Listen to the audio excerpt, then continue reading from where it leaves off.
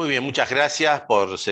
continuar con nosotros. Estamos en el último tema de nuestra agenda de hoy, con nuestra acostumbrada reseña de jurisprudencia tributaria relevante. Así que vamos a ver en este mes qué cosas que han aparecido para que, en definitiva, nos pueda servir a todos respecto de los criterios que toma la jurisprudencia. Hay una primera causa que viene de la Cámara Federal, de la Sala 2, en un tema que lo hemos visto en varias oportunidades en la práctica profesional. El contribuyente que recurre una norma, tiene una acción de repetición, esta acción de repetición es a favor del contribuyente, y cuando el contribuyente tiene que hacerse de la devolución de ese monto, porque esa fue la resolución firme de la justicia, aparece un requisito adicional que plantea el fisco, que es el cumplimiento de la resolución 2224. Este es el caso del Bank of China, donde se plantea este tema y donde la Cámara resuelve, desde nuestro punto de vista, muy positivamente, la confirmación de la sentencia apelada, porque la ejecución de sentencia a favor del contribuyente carece de razonabilidad imponerle, luego de la sentencia firme,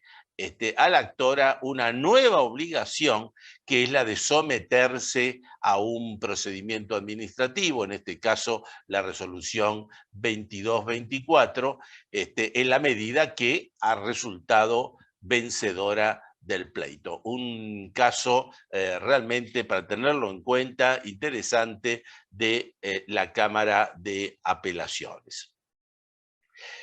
Y aparece en el Tribunal Fiscal, en la Sala B, aparece un caso donde se discute en una determinación de oficio un acto administrativo. Este acto administrativo se refiere a cuentas en el exterior. El Tribunal Fiscal resuelve sobre la nulidad del acto administrativo, sobre esas cuentas en el exterior, ante la inexistencia de estos supuestos saldos. Es decir, no pudo llegar el fisco a constatar justamente la determinación de los saldos, que era la base de la determinación de oficio, y por lo tanto esa resolución resultó nula. Bueno, y con respecto al beneficio para contribuyentes cumplidores, venimos señalando últimamente alguna línea jurisprudencial que de alguna forma está consolidada ahora por la Cámara Federal, contencioso administrativa, en la Sala 1, en la causa Noel, donde la Cámara otorga la medida cautelar que solicitaba el contribuyente, que está discutiendo justamente un acto administrativo por el cual se determinó el decaimiento de la dispensa del impuesto a los bienes personales, justamente como beneficio para los contribuyentes cumplidores. Acá hay un aspecto que me parece que es importante remarcarlo, porque ha habido un ajuste que en definitiva tuvo el contribuyente, pero el requisito que establece la Cámara para el goce de este beneficio es justamente que tiene que haber deudas en condiciones de ser ejecutadas por parte de la FIP. Y dado que el contribuyente había realizado un ajuste y lo había cumplimentado y lo había pagado, obviamente no hay deudas en condiciones de ser ejecutada, y por lo tanto dio esta medida cautelar para poder discutirse después el fondo del asunto, en el sentido si corresponde o no corresponde este beneficio. Otro tema que nos parece interesante señalarlo, y esto proviene de un dictamen de la Procuración General de la Nación, de la Corte, es en una ejecución AFIP contra Cofina Agrocereales. Aquí se discute una deuda de SICORE.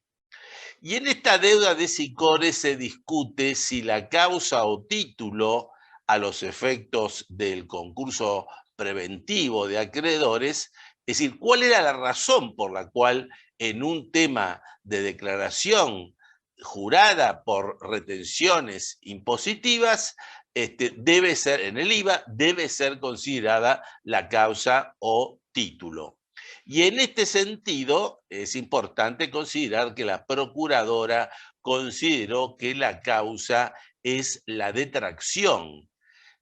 No es la finalización del periodo fiscal de liquidación, no es el vencimiento, sino la causa está dada por la detracción. O sea, que tenemos que tomar en cuenta justamente en qué momento se efectuó la detracción y eso configura la causa a los efectos de si es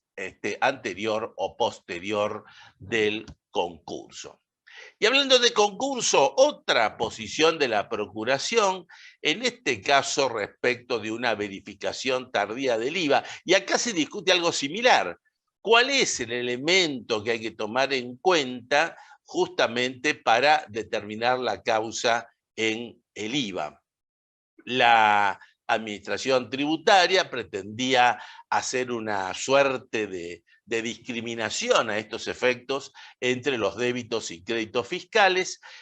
Obviamente no es esta la posición de la Procuración General, que en definitiva dice que el impuesto es la diferencia entre el débito y el crédito. Por lo tanto, tenemos que hacer la declaración jurada y ese momento es el momento que se considera, tampoco el vencimiento, sino el momento del devengamiento de la diferencia entre el débito y el crédito fiscal. La Sala 1, y esta posición es compartida también por la Sala 5, es lo que hace que el impuesto especial a la regularización de la ley 27.260 no resulta deducible en el impuesto a las ganancias en base a la ley de sinceramiento de la ley 27.260 por la razón que no estaban afectados a la obtención de una ganancia grabada. Así que este es otro elemento, otro tema que también en su momento se ha discutido y esta posición, insisto, es de la Sala 1 y de la Sala 5 de la Cámara Contencioso Administrativo. Y el Tribunal Fiscal también tiene una sentencia interesante, la Sala D, en el caso G4S, Servicios de Seguridad, que se refiere a la absorción de pérdidas acumuladas con los aportes irrevocables, en el sentido que esto no supone una ganancia grabada para la sociedad. Y llega la Tribunal Fiscal a una conclusión que es importante verla. En primer lugar, el pasivo registrado por la actora, que fue compensado con el aporte irrevocable, implica la cancelación de aquel para convertirse en capital propio, lo que, dice el Tribunal Fiscal, de ninguna manera puede asimilarse a una condonación o un enriquecimiento gratuito. Este era el argumento del fisco para grabarlo, ya que la obligación hacia terceros se transformó en una obligación hacia accionistas. Y la segunda parte importante de esta conclusión es que los aportes irrevocables no fueron capitalizados, sino utilizados para observar pérdidas acumuladas, y a estos fines poca importancia tiene el destino u otro, pues los aportes, en la medida que no esté cuestionado su origen, no inciden en el resultado impositivo de la empresa. Importante esta posición, que también tiene aspectos prácticos en nuestra actividad profesional. Un caso de disposición de fondos a terceros lo tenemos en el Tribunal Fiscal. En este caso, fallo adverso a la administración tributaria, porque acá se revoca la presunción de disposición de fondos a terceros, en razón que la modalidad comercial de la actividad en forma conjunta de la actora con otras empresas del mismo grupo económico. Y desde este punto de vista, bueno, a través de la prueba que en definitiva incorporó el contribuyente, pudo demostrar que fue realmente el interés de la empresa y por lo tanto no resulta de aplicación la presunción de disposición de fondos. También tenemos que comentar del Tribunal Fiscal de la Sala A el caso Barrick, Exploraciones Argentinas, porque aquí se discute el impuesto a las salidas no documentadas y el tribunal revoca la determinación del impuesto a las ganancias a las salidas no documentadas en razón que los beneficiarios aparecen identificados. Este es justamente el tema central de la prueba en todos los casos que tengamos este tipo de situaciones. Aquí pudo probar el contribuyente quién era realmente los beneficiarios de los pagos y de este punto de vista queda sin sustento justamente el impuesto que estamos tratando y de ahí la revocatoria. El caso Mayol del Tribunal Fiscal de la Sala B está referido a la gravabilidad de operaciones con contado, con liqui, en el impuesto a las ganancias e IVA. Este no es un tema similar al que comentara Marcelo Corti. Aquí en realidad es una operación que realiza una persona humana en este tipo de operaciones y la diferencia, en definitiva, la consideró grabado con el impuesto a las ganancias, el voto mayoritario de Pérez y Magallón porque hay una disidencia de Porporato que tiene una posición en sentido contrario. Y en el caso de la Asociación Civil La Isla se discute un tema que ya teníamos un antecedente, pero de otra sala, en lo que hace a la determinación del impuesto a la ganancia mínima presunta. Esto es una sociedad anónima sin fines de lucro y justamente en función de lo que es este tipo de sociedades no puede generar ganancias en los términos de lo que es ganancia mínima presunta, por lo tanto se revoca la determinación y en igual sentido tenemos la Asociación Civil Los Castores, que es de la Cámara, pero de la Sala 1 en forma coincidente con esta interpretación. Un caso también interesante del Tribunal Fiscal, este es el caso Verónica, Sociedad Anónima de la Sala A, un contribuyente que intenta repetir el impuesto a las ganancias mínimas presuntas porque considera que es inconstitucional, siguiendo la línea que comentamos, pero aquí hay un aspecto muy puntual a analizar, que el contribuyente había regularizado este impuesto,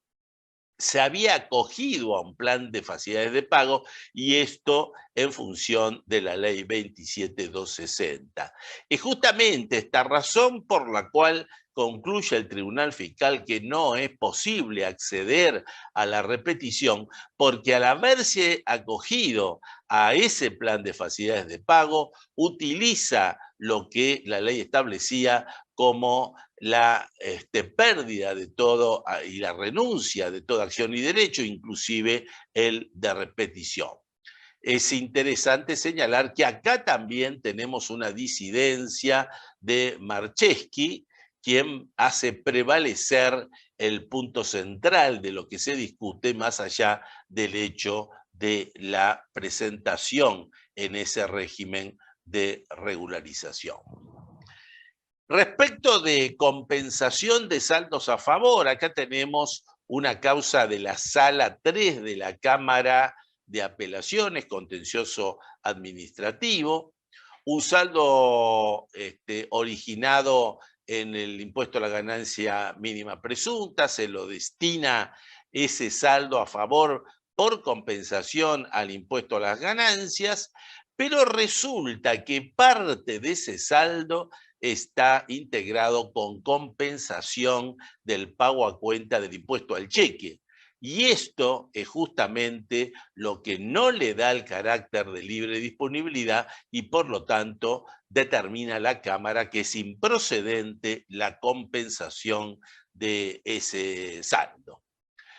Un caso realmente para tenerlo en cuenta, el caso BZ Bath & Body, Sociedad Anónima de la Cámara Federal de la Sala 2, donde acá la Cámara revoca el ajuste del IVA por proveedores apócrifos, para lo cual considera en este caso la conducta diligente del contribuyente. Hemos analizado muchos casos de jurisprudencia en forma opuesta, con distintos criterios. Obviamente acá es muy importante ver cuáles son los elementos fácticos que analiza en cada situación, pero en este caso la posición, diríamos, de la Sala 2 es coincidente con lo que también la Sala 2 se había expresado en el año 2021 respecto de JBS.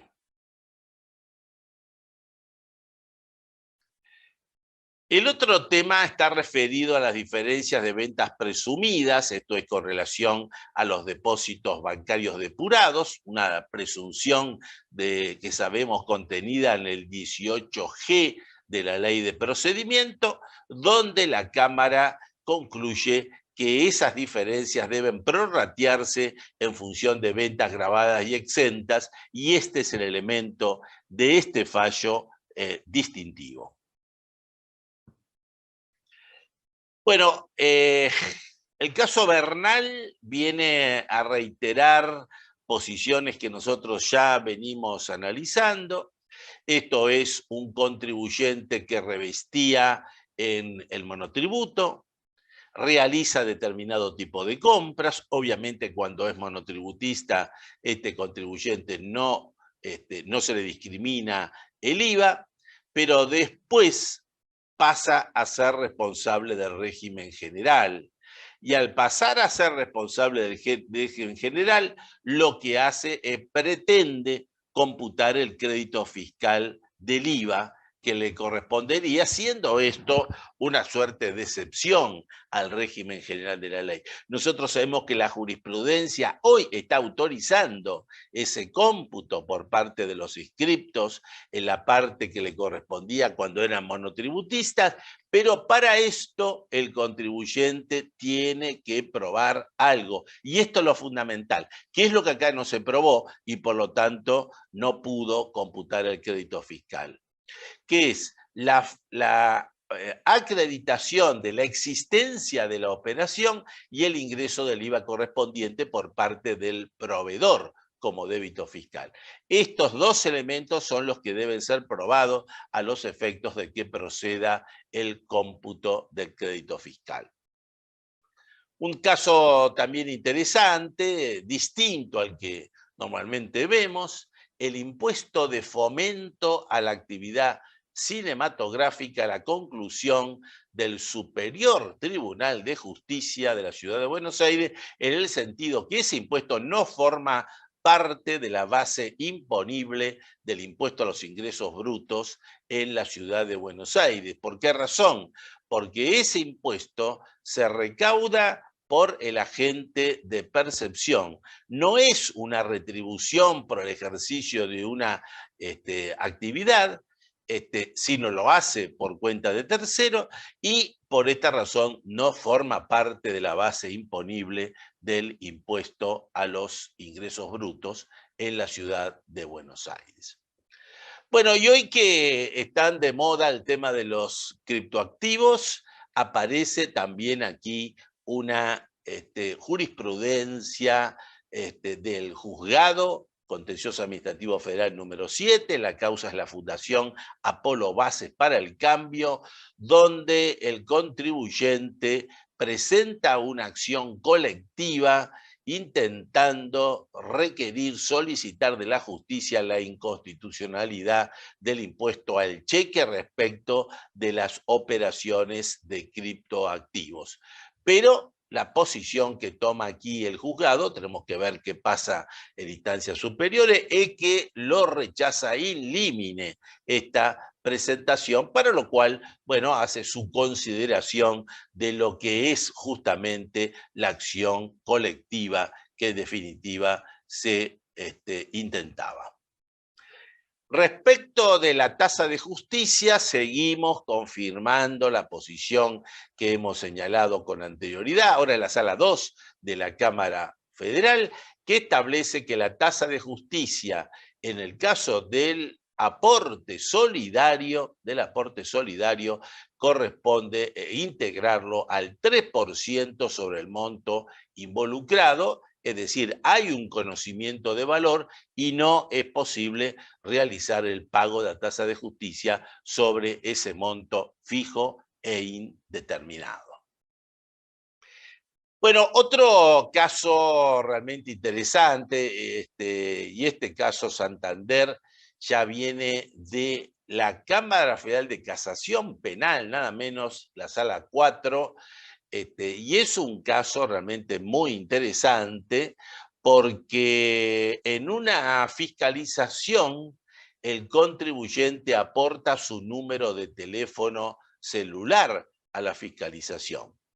Y una vez que se inicia el proceso penal, luego la AFIP solicita la intervención de la empresa en función de esa línea y entonces acá se termina discutiendo sobre si se vulnera o no el derecho de la no autoincriminación, tema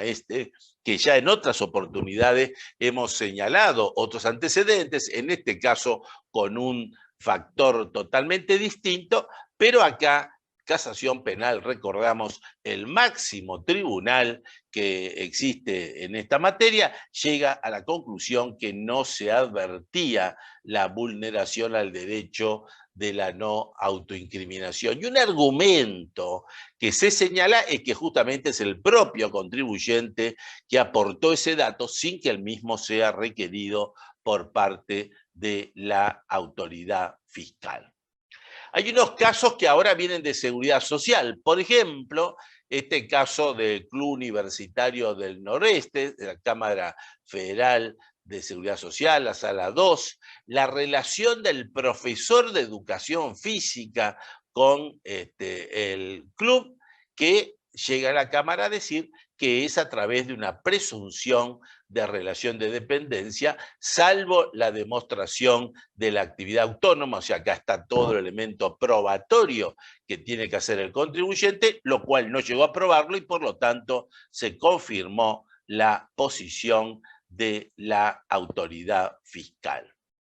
Y un elemento a tener en cuenta en la actividad profesional es la responsabilidad solidaria previsional. Generalmente cuando hablamos de responsabilidad solidaria lo hemos hablado desde el punto de vista tributario, pero también existe la responsabilidad solidaria previsional como existe con lo tributario. En este caso era de integrantes de la sociedad que tenían poder general de administración y disposición, donde llega a la conclusión la Cámara que tiene responsabilidad solidaria. Y aquí tenemos otro caso más, de la Sala 1 en este caso, de un socio gerente de una SRL, que también se le confirma la responsabilidad solidaria. Y hablando de responsabilidad solidaria en materia previsional, tenemos otro caso donde existe una transferencia del establecimiento y justamente por aplicación del artículo 225 de la Ley de Contrato de Trabajo, también se llega a la conclusión de esa responsabilidad solidaria. En el Tribunal Superior de Justicia de la Ciudad de Buenos Aires, en el caso Campos, hablando de responsabilidad solidaria, ya en materia tributaria se llega a la conclusión que no procede la responsabilidad solidaria, pero en este caso también en un aspecto muy particular. Esto es respecto de directivos que no ejercieron tal carácter al momento de los hechos. Acá, como sabemos, hay una posición, que es el principio de personalidad de la pena, con lo cual se requiere que el contribuyente, para ser responsable solidario, tuvo que haber intervenido en esos periodos fiscales y en esos hechos, cosa que en este caso no ocurrió, con lo cual lo que indudablemente intentó hacer AGIP en este caso es una indebida extensión de la responsabilidad solidaria.